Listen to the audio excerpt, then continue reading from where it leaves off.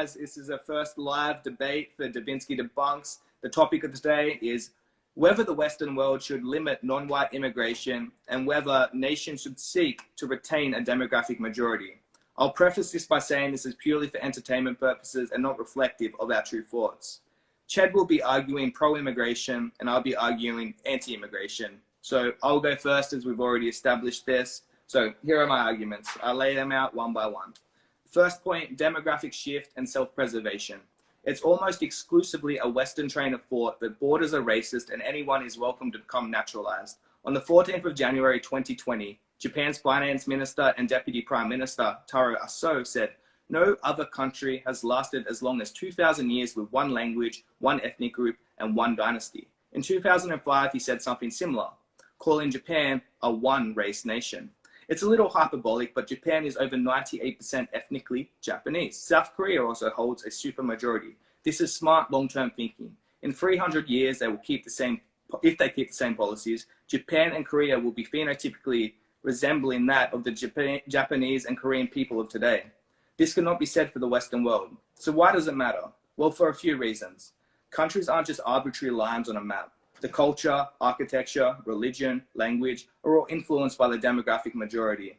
I don't want to go to Japan and see a bunch of Irish faces. When I visit Japan, I want to see Japanese people. It creates a more authentic experience to see the phenotypical expression of native faces that have remained largely unchanged for millennia. Those who propose mass multiracialism, immigration, are actually those who are racist. Ask yourself, why would Japan be better with fewer Japanese people? Japan and South Korea are evidence that no, multiracial and multiculturalism isn't our greatest strength because these are ethnically homogenous nations. They are excelling under almost every metric: life expectancy, GDP per capita, and educational attainment. We do not need to be racially diverse to be great. So why change the status quo? One counter argument as to why Japan needs more immigration is because of declining birth rates. My rebuttal is good. Populations fluctuate all the time, and eventually they will meet an equilibrium.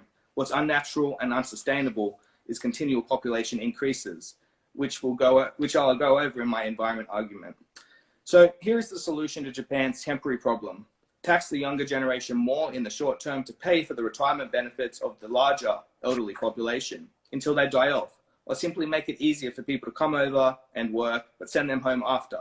In essence, the same policy that many Arab Gulf nations currently practice. We do not need to naturalize migrant workers.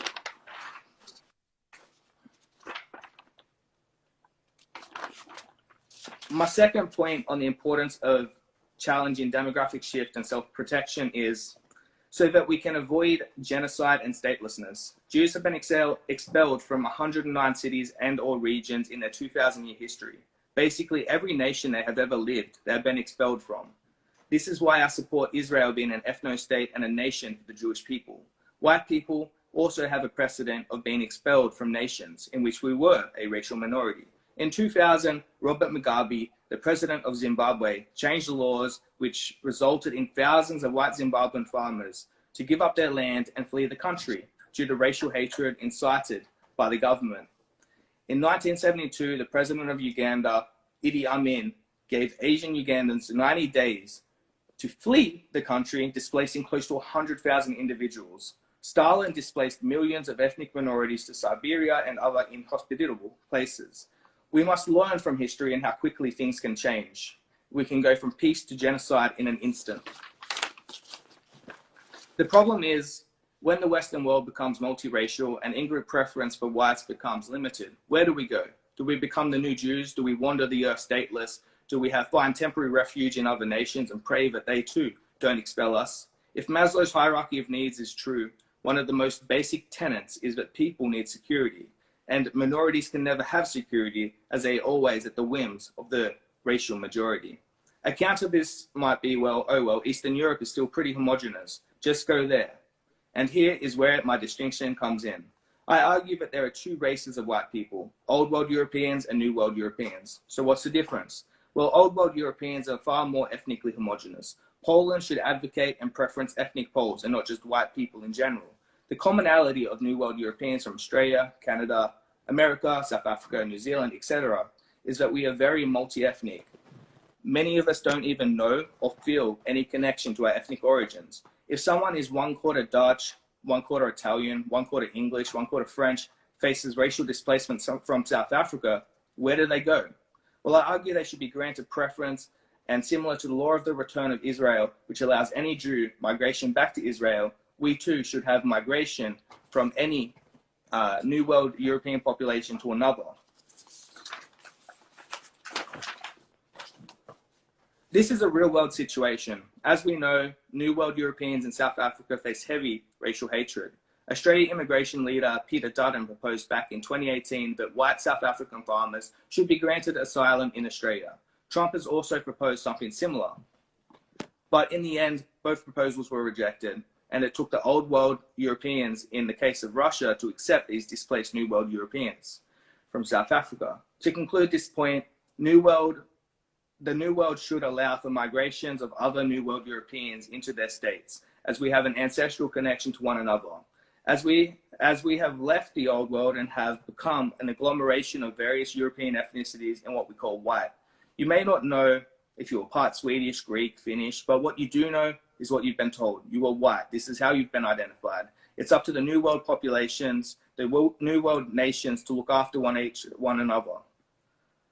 The same way that Israel promises to look after Jews no matter where they live in this world, the law of return. Demographics are important. For this reason, we must preserve them. So, my second argument, nature and pollution. I'm an environmentalist, and it's simple. The more people you have in a nation, the worse off the environment becomes, as the environment needs to sustain more people. More forests need to be cleared for farmland and housing. It's also clear that European Americans on average have less babies than non-whites on a per capita basis, which would allude to my position that we need to limit non-white immigration, as whites have fewer babies. So, from the CDC.gov, Vital Statistics Rapid Release Report 008, May 2020, birth provisions data for 2019, there was a total of 3,745,000 births in the USA. White mothers constituted 51%, black mothers 14.6%, Hispanic mothers 23.6%. The remaining 11% Asian, Native American, Pacific Islanders. So although white mothers are still having the majority of births, on a per capita basis, this simply isn't true. So from Race, Ethnicity, and Changing Context of Childbearing in the United States, published in 2014, white women have on average 1.8 births, black women on average 1.9 births, Hispanic women on average 2.2 births, based off the TFRs for 2012. This is just a rhetorical question for the crowd. When was the last time you were sitting in traffic and thought, you know what, we need more people? This has never happened to me. This is just a rhetorical. So my third point is the economy. So one of the largest rebuttals you'll have on an immigration debate is that immigrants benefit the economy. This argument is flawed. Firstly, I don't care about GDP. What I care about is the quality of life and GDP per capita. We could let in 1 billion people to America, you'll definitely get the largest GDP. It's simple. The more people in a nation, the more people spending in that nation, the larger the GDP becomes. But GDP does not correlate to quality of life. Where would you rather live, Australia, Switzerland, or India? Well, India has a far larger GDP, but what's important is GDP per capita. Also, there's some evidence that non-whites are a net L on the economy. So this is fairly old data, but I couldn't find anything more recent, so I thought it was still worth mentioning. From the New Americans, Economic Demographics and Fiscal Effects of Immigration, published in 1997 by the National Research Center, immigrants represent a net fiscal burden on countries because they pay less taxes than white people and take either equal or more welfare programs depending on the immigrant category. In California, a household made up of natives represents a net gain of $1,178 for the state per year. In contrast, a household of Latin American migrants represents a net loss of $4,977. So this means for every Latin migrant, you need 5 native households to even support the cost of welfare. Even the model minority, Asian immigrants, are still a net loss of $2,591.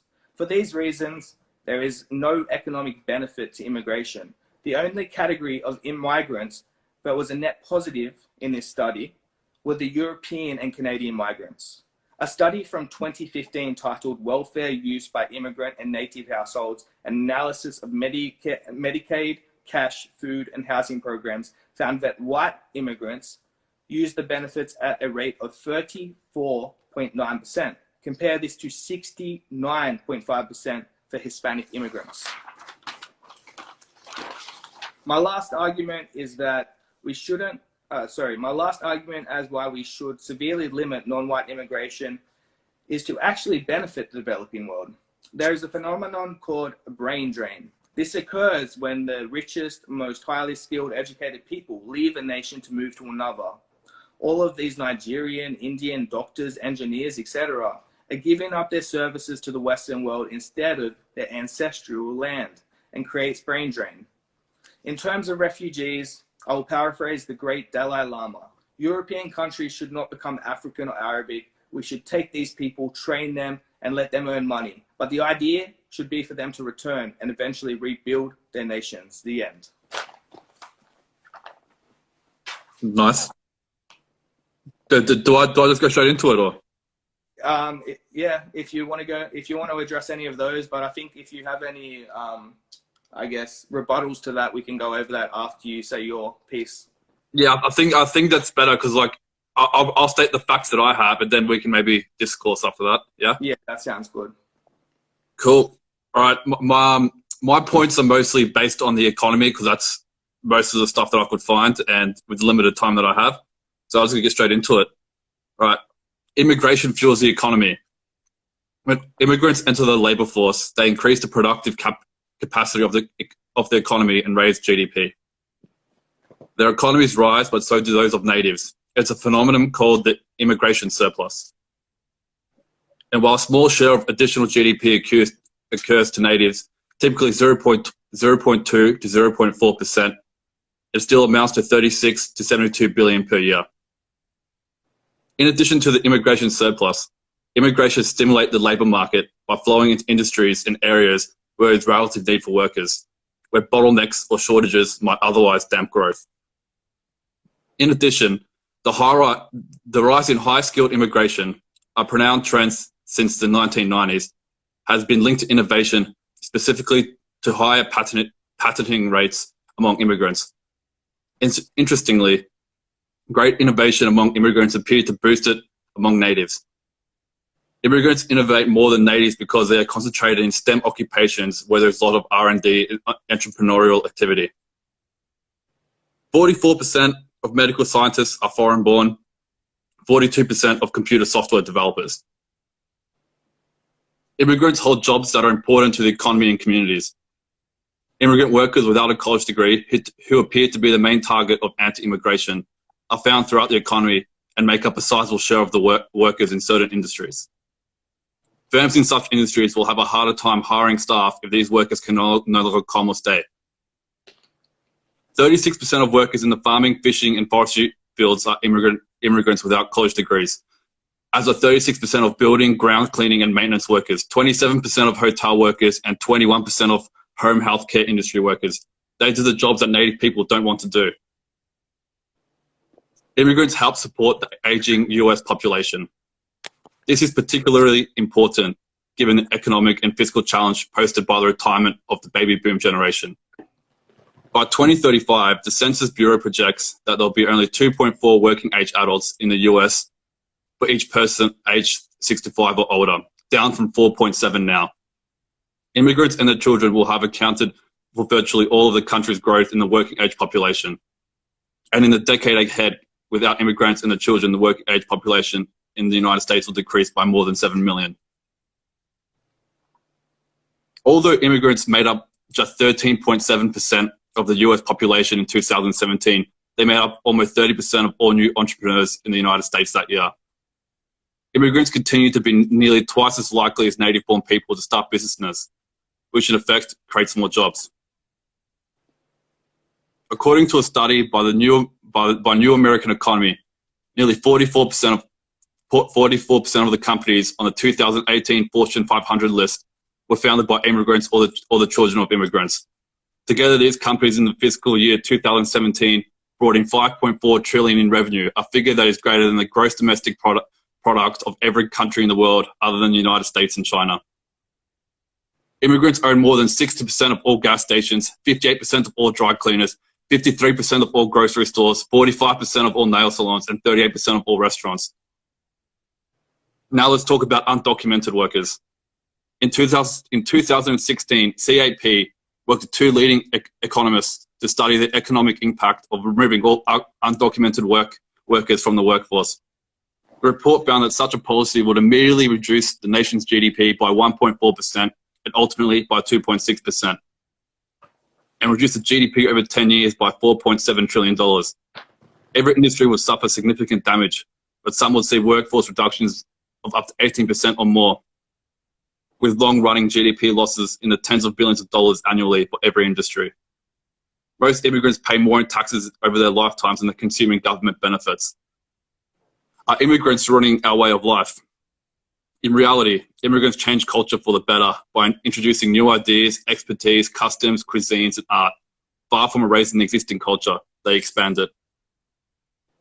To summarize, immigration has its benefits. The fact that it has some costs is not a reason to ban it, but rather to manage it. Cheers. Okay, well, I mean, up some good points. I'd say that the GDP argument about an increase in GDP, I mean, that's just self-explanatory. The more people you have in a nation, the larger the GDP is going to, I guess, get larger, you know, because there's more people spending. Yeah. So I really don't think GDP is such a good metric of a nation. I mean, look at India. It's a mess. They have one of the largest GDPs in the world. And yeah, like, they struggle to even have toilets. Yeah, but like also with your argument about Japan not letting anyone in, like the studies have been showing that like if they don't have any, like the workforce now to pay for the people that are retiring, they're in big trouble. So they need to do something about that to oh well, I lost my train of thought, to pay for the retirement of these older people. Otherwise, they're a nation that is going to be like taxed very heavily, and when there's no need for that. I get what you're saying. You could increase taxes. Like it's a short-term problem though. I mean, you look at the pyramid. Like there's a lot more older people at the top of the pyramid, but they're eventually they're gonna die off. If you just have continual population growth, then it's just a never-ending cycle. I'd rather it hit an equilibrium and just balance out. Another way instead of taxes is just make it easier for migrants to come over and get working visas, but you don't have to naturalize migrants. I don't know why we're so adamant in the Western world of making everyone a citizen, everyone a permanent resident, when you don't need that. I mean, look at Saudi Arabia. They have a huge migrant workforce, but very few of them end up naturalized in the end. They still come over, they still work, they still contribute to the GDP. They still, like, you know what I mean? Like, you don't need to naturalize people in order to benefit from immigration.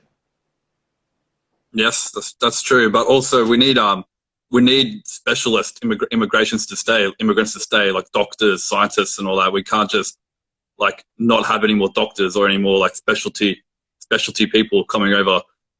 Well, yeah, I get what you're saying with that, but at the same time, that's a kind of selfish, I guess, perception, because we are creating brain drain. If doctors can earn 10 times more in the Western world than they can in India, why the fuck would they stay in India, you know?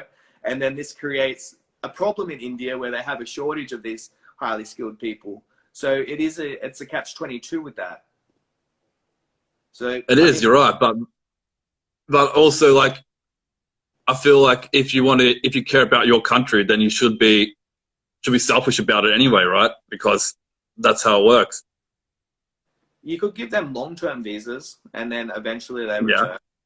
I think our visa system, like we're too quick to naturalize everyone, and we don't really think about demographics in the future. And like it's already too late for a lot of like Western nations. Like the birth rates are too high for other minority groups, and like it's lower for the native population there. And I think this has been very short-sighted. You know, for the case of the Jews, like people get expelled from nations all the time, and you need somewhere to return to if this happens.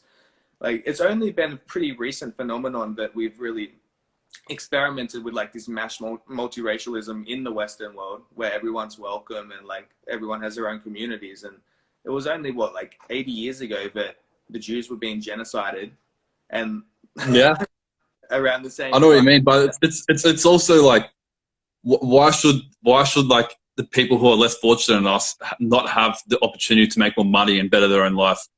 You know what I mean? Even if they're skilled or unskilled workers, you know, like why is it that we got dealt a good hand and they got dealt a bad hand? Like, can't they just reshuffle the deck and try and get a better hand? Well, that's the thing though. Like, I'm completely for easing immigration in terms of like temporary status and like working visas, but I think the Yeah, objective should be not to naturalize them. Like the same way that, like, you know, Indians and like Pakistanis have like basically built the Gulf region like from the ground up, yeah, but they don't stay there. They don't get naturalized. They make some money and then they go home, and like then they contribute to their own land. So I think we're just too quick to naturalize, and there is like a cost to it as well, like demographically in the future. yeah. I guess that's a fair point. Because I just see, because like I've traveled a lot, and I know that like our Western countries, we have a very good way of life compared to a lot of people around the world. So it's kind of hard to make that argument where it's like they should just come and work and go home when they've had a taste of that life. It's kind of hard to just go back. You know what I mean? Yeah, but the same thing, like you just got to be a bit like, you know, as you said, you need to be a bit selfish at times. Like, where would you rather live, in Mumbai or Dubai? Like, I'd rather live in Of Dubai. course, But yeah. That makes they're sent back to Mumbai in the end, and like that's just how it is. Eventually, you know, if they earn enough money, then they can build up Mumbai, and they won't want to leave. I think that should be the yeah, objective: is like to build up the developing world to a point where it's comparable to like the modern world. yeah, yeah. That's a good argument. And to be fair, I do agree with you on that point. Just because like we said at the start, like when both not like I'm not totally pro immigration. You know, like I do believe there has to be some sort of middle ground and find out like what's the best solution about this. But we can't just ban everyone either, you know. So like there has to be that middle ground where you got to realize the benefits and the negatives and sort of weigh them against each other. I think that the objective should be to retain a super majority, and like you can always have like a degree of multiracialism, and like that can actually benefit a population as well. Let's say that Sweden was 10% non-Swede and like, you know, 3% African, 3% Arab, whatever, East Asian. Like this will benefit the gene pool because you counter inbreeding depression. So like if you have a more diverse gene pool, you get a stronger kind of offspring. It's called inbreeding depression. And so I think that like to a degree, it's fine. But as long as the percentage isn't large enough to change the phenotypical expression of Swedish people to the point where in like 300 years they look, you know, fucking Brazilian or whatever. Like they should try and retain how they've looked for millennia. Like that's my argument. Yeah, I guess so. But like we're as humans, we're going to evolve anyway. So like in 1,000 years time or 500 years time, we're all going to look different either way because that's how evolution works, right? You know, like we're always moving on to the next step in evolution. So I don't know, that's my counter argument to that. But I mean, even then, we're like the way humans have evolved, we've had like regionalized genetic mutations. So like 5,000 years ago is when blue eyes came into Europe from the Black Sea, and then it spread from that region. And like, so there's never going to be a point where we all look exactly the same because we face different environmental pressures. You know, maybe in like 10,000 years, European Australians might look indistinguishable from like Europeans in Europe. But I mean, this is speculation. At current, we haven't really. Of course it is, yeah. But also, like in our times, we're more interconnected than ever. You know, like we don't have horse cart. You know, we don't. It doesn't take us 50 days to get 10 kilometers down the road. You know, we have planes. We can get anywhere we want in 24 hours. So it's a little bit of a different situation now with how interconnected we all are. We're interconnected, but at the same time, like if the Western world's the only one that's really pushing for this multiracial society, they're still going in like 300 years. Like Japan's still going to look Japanese, whereas like the UK is not going to look Anglo or whatever it is now.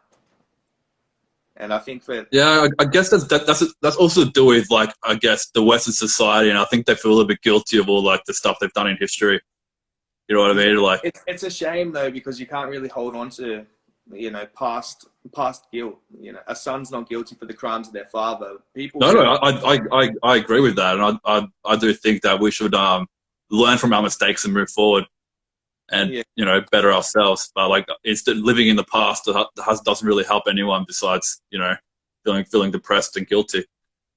And another argument I forgot to mention for population, if we have a population decline and we need more people, is that we don't need more people. Automation's on the way. Like, you've lived in Australia, yeah? Yeah, I grew up in Australia. Yeah.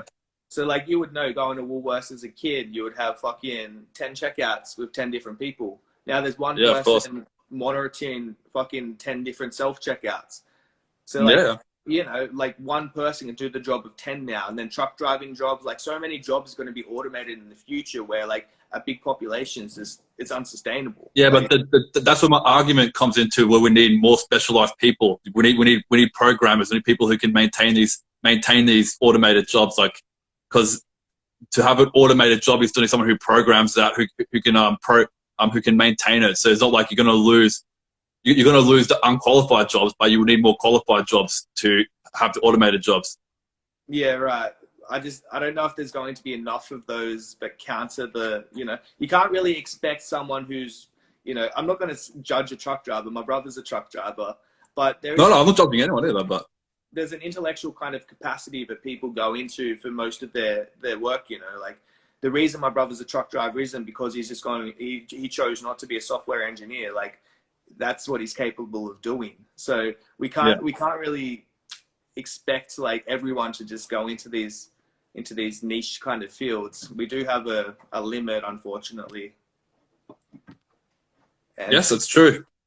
I don't know. I think that in the end, we should make it easier for people to come and to contribute, but it would be beneficial for both parties for them to come, get trained, and then return and contribute to their own nation. And then who knows, if they build their nations well enough, there might be a fucking exodus of white people from the Western world to go to India. Like, then they'll be having this debate in 500 years. Like, it's too many white people coming here. Yeah.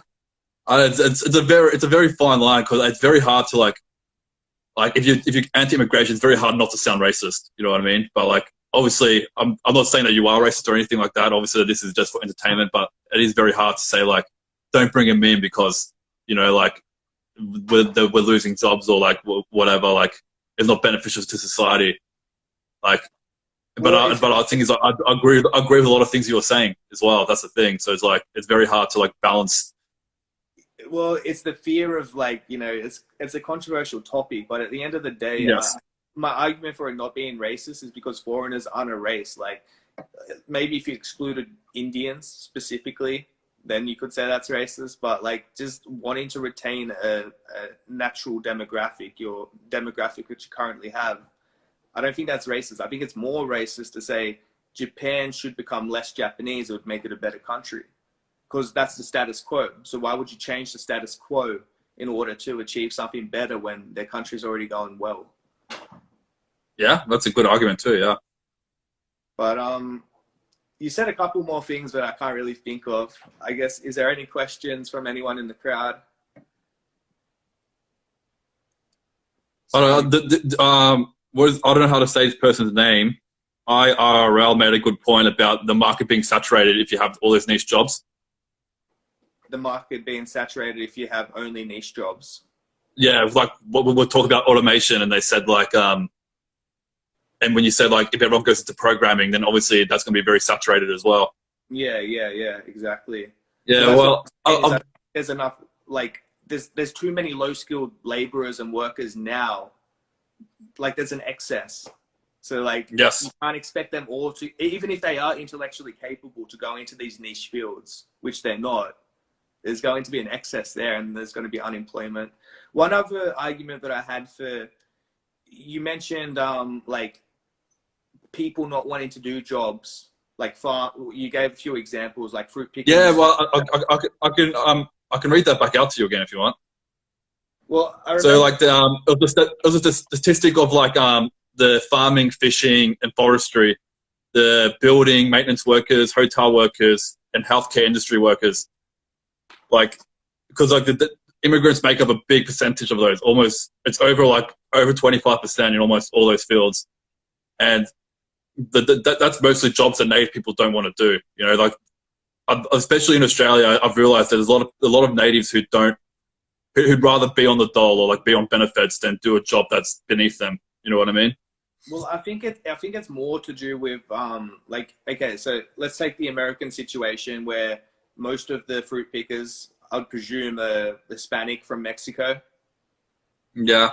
So if you're getting a flooding of Mexicans into America, and so now farms have they've got more supply of workers, and an increase of supply will decrease the wages because they can pay people less because there's more people willing to do it. So it's kind of a catch-22. Like, if you didn't have this excess of immigrant workers in the USA, then the farmers would be forced to pay a higher wage to the native workers, and that would incentivize them to do the actual work.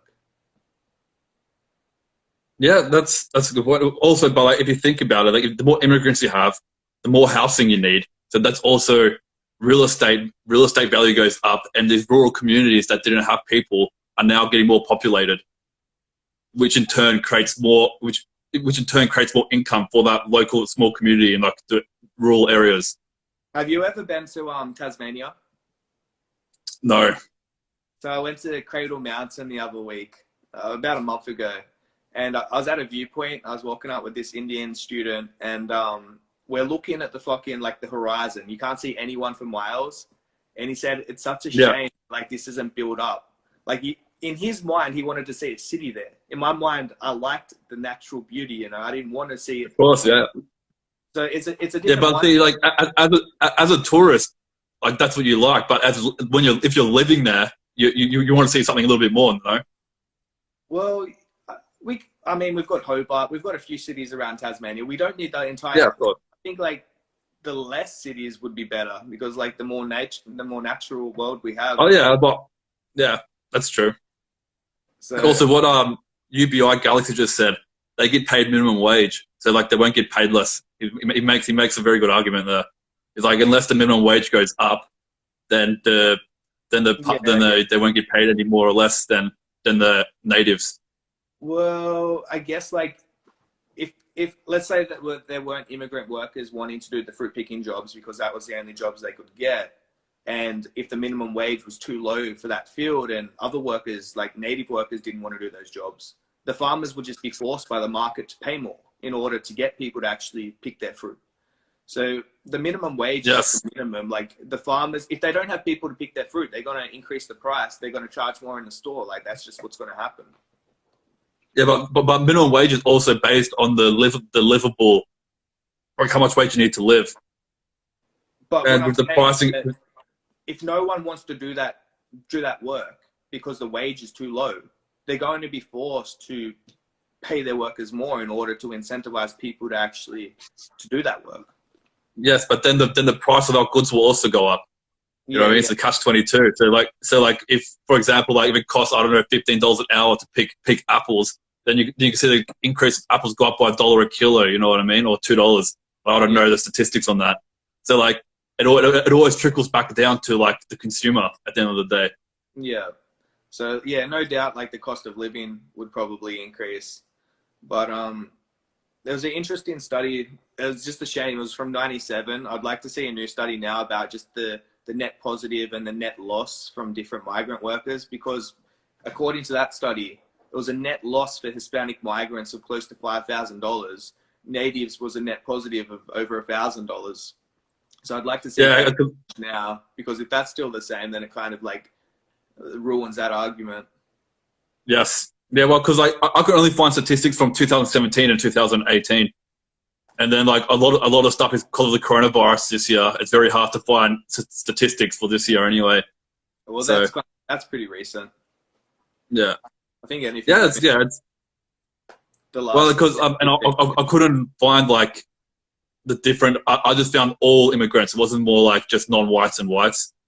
And like, and the study that I found is that most immigrants in the course of their lifetime end up paying more tax than they take from the benefits they take from the government. Okay. Well, so you mentioned that culture was a good thing, like change culture. but is it necessarily like with the recent not Charlie Hebdo, but the school teacher that was beheaded because they had a lesson on free speech, and he Yeah. actually warned the Muslim students, hey, like I'm going to show a picture of Muhammad. This is part of the debate, and then he said like leave if it's going to offend you, and then one of the students like heard about it and went back and like chopped off his head, and like there's a Yeah, I heard big about that. Yeah. now about because in France there's a tradition of mocking religion. So that's a big part of their Yeah. culture. And if you take that off the table, then they're sacrificing a huge part of their identity for a small minority of people. So like that's another issue. Yeah, but like I also have to say it's like you only hear about like the horrible things that like these people do, and like that usually makes up like a very small percentage of people who actually come to these countries and want to do and want to be better and want to do good, pay their taxes, you know, keep their head down. And then it's always a small minority of assholes who ruin it for everyone else. Yeah. And I think that's where we need a better filtering process, you know, like to figure out like who we can let in and who we can't let in. But even with like let's say that we go down the multiracial route, like as we've done in Australia until like now basically. It's like people tend to go into their own communities anyway. Did you live in Sydney? No, I lived in Melbourne. How's Melbourne? Are you ethnically divided across the suburbs? Well, there is like different like ethnic groups in different suburbs, yeah, for sure. Yeah. So like that kind of indicates that people are like naturally tribalistic and would rather live around people that are closely more related to them. And I think like, I don't know, like I think that if we were going to go down this route, then it would be best to kind of spread people out if they come in. That's what they were doing in Australia for a while with the new refugees. They were actually sending them out to like fucking Toowoomba and all these like regional places and trying to get them to do farm work and stuff. Yeah. But it's also like I understand why they go into these cultures because like I'd rather them have their own little area and they can do what they like. They can practice their religion there or whatever, and do what's culturally relevant instead of being across the whole state and then congregating in one area. Like, yeah, you know, they're all migrating to that one area for like, I don't know, maths or whatever. You know, so it's because like it is a big part of your identity, your culture, and your religion. You know, yeah. so it's very you can't just like strip that away from someone. So yeah, I don't know, it's very drivers in Sydney that have like never left Sydney. Like they spent like 50 years and like they just old country back at wherever they came from. But yeah, I guess, have you got any more arguments or points that you wanted to raise? not really. Like I think it's like the next step for policymakers is to structure immigration reform to take advantage of immigration's many benefits while mitigating the cost. I think that'd be like the last thing I'd end on. Well, the last thing I'll end on is that we can get every benefit that you've mentioned from immigration without naturalizing them and irreplaceably changing the future demographics of a nation. Yeah.